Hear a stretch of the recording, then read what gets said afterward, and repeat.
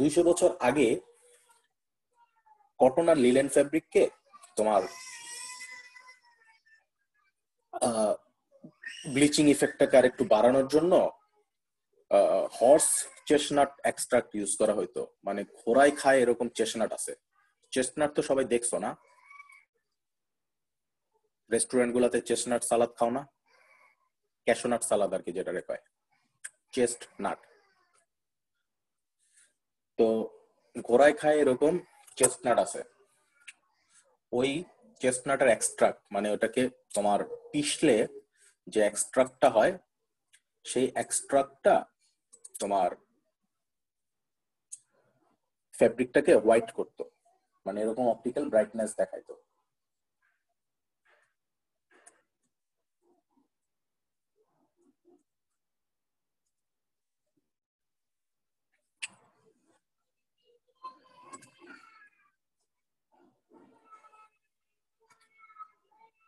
তো তখন তো তারা এটা না জেনেই করতো। তো পরবর্তীতে যখন গবেষণা করা হয়েছে তখন দেখা গেছে যে এটার মধ্যে আসলে ফ্লোরোসেন্স এজেন্ট আছে। যে ফ্লোরোসেন্স এজেন্টটা হচ্ছে এটার মধ্যে আসলে একটা অ্যাসকুলিন অ্যাসিড আছে, হ্যাঁ, যেটা আসলে এক ধরনের ফ্লোরোসেন্স কিউমিলিনের ডেরিভেটিভ।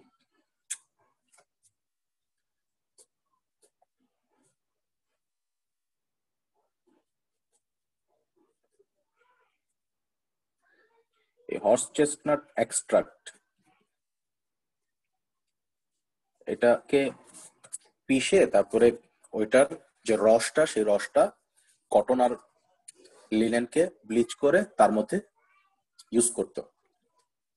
ইউজ করলে পরে সেটা ব্রাইটার হইতো।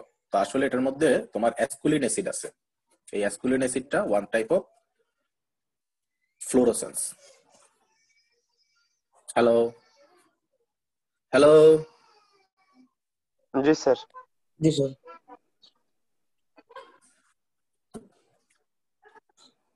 বাট এটার একটা বড় প্রবলেম ছিল এই হর্স চেস্টনাট ফ্লোরোসেন্সের।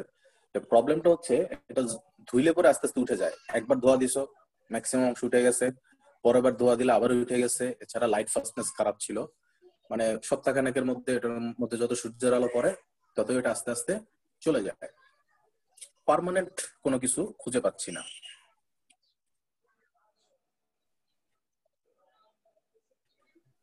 পার্মানেন্ট পার্মানেন্ট খুঁজে পাইছি রিসেন্ট কালে, ঠিক আছে?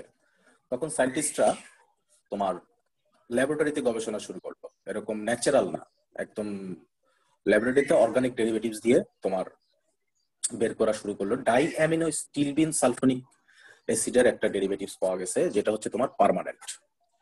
Die amino stilbene sulphonic acid, stilbene derivatives 80% optical brightening agent যেগুলো আমরা ডে হিসেবে ইউজ করি পার্মানেন্ট, সেগুলো হচ্ছে স্টিলবিন ডেরিভেটিভ। স্টিলবিনের বিভিন্ন অ্যাসিড, STILBIN, স্টিলবিন ডেরিভেটিভস, এগুলা পার্মানেন্ট, ঠিক আছে? এদের ওয়াশ ফাস্টনেসও ভালো এবং লাইট ফাস্টনেসও ভালো।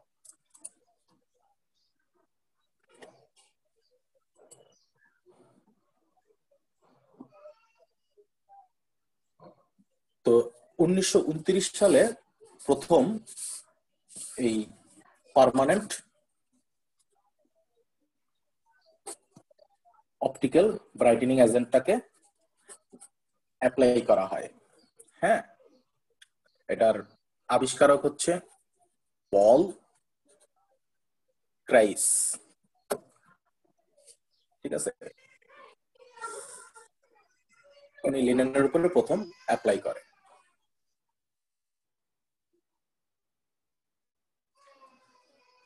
তো এখনো ওনার আবিষ্কৃত সেই অপটিক্যাল ব্রাইটেনিং এজেন্টটা অ্যাপ্লাই হয়।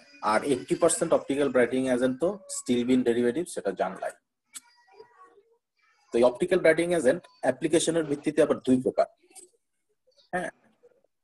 এক প্রকার হচ্ছে ডিরেক্ট ব্রাইটনার, আরেক প্রকার হচ্ছে ডিসপার্স ব্রাইটনার।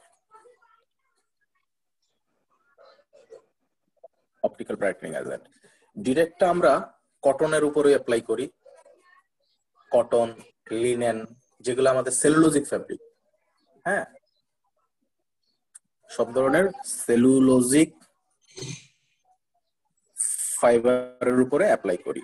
আর ডিসপার্সটাকে আমরা অ্যাপ্লাই করি সিনথেটিকের উপরে, হ্যাঁ, পলিস্টার সহ অন্যান্য সিনথেটিক ফাইবারের উপরে অ্যাপ্লাই করি। ওকে,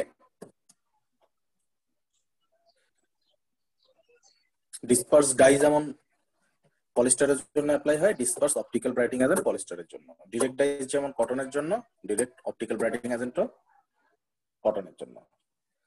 তো এই ডিসপার্স টাইপটা আমরা পেপারের উপরও অ্যাপ্লাই করি। এই যে পেপারটা দেখতেছো, এটা ব্রাইটার না নরমাল হোয়াইট প্রিন্টের চেয়ে? জি স্যার। আমাদের নাম অফসেট পেপার। এটাকে খালি ব্লিচ করে নাই, নরমাল হোয়াইট প্রিন্ট পেপারটা খালি ব্লিচ করছে। ব্লিচ করার পরে এটা নরমালি হোয়াইট হয়েছে। যখনই এটা অফসেট করছে তখন এটাতে অপটিক্যাল ব্রাইটেনিং এজেন্ট দিছে, যার ফলে এটা আরো উজ্জ্বল হয়েছে। ঠিক আছে, আর একদম খুলনা খুলনা হোয়াইট প্রিন্টটা দেখছো হলদে হলদে,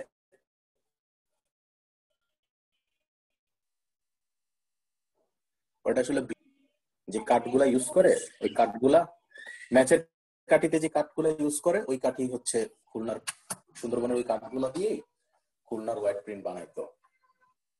তো দেখবা যে ম্যাচের কাঠি যেরকম একটু হলদে হলদে, ওই হোয়াইট প্রিন্ট গুলাও হলদে হলদে, তাই না? জি স্যার। তো ওইটাকে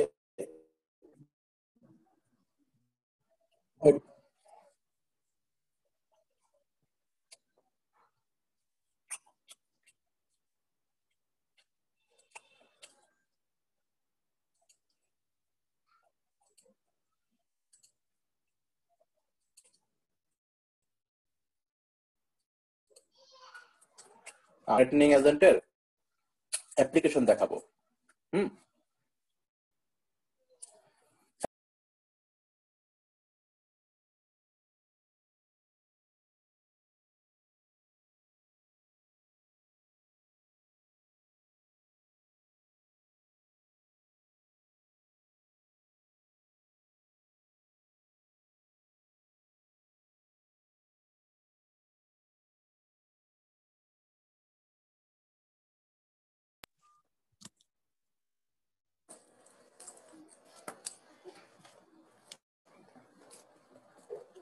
হ্যালো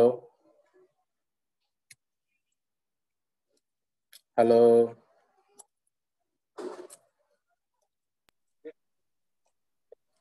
হ্যালো। জি স্যার, শোনা যাচ্ছে। আচ্ছা, তো আজকের ক্লাস এই পর্যন্তই। হ্যাঁ, অ্যাটেন্ডেন্সের শীট চাইছে, ইঞ্জিনিয়ার বানায় দিই, কলেজে অ্যাটেন্ডেন্সের শীটগুলো পাঠায় দিই অক্টোবর আর নভেম্বরের। নেক্সট ক্লাসে আমরা অপটিক্যাল ব্রাইটেনিং এজেন্টের রেসিপি শিখবো, অ্যাপ্লিকেশন করে কিভাবে। ঠিক আছে, ওকে জি স্যার। ওকে।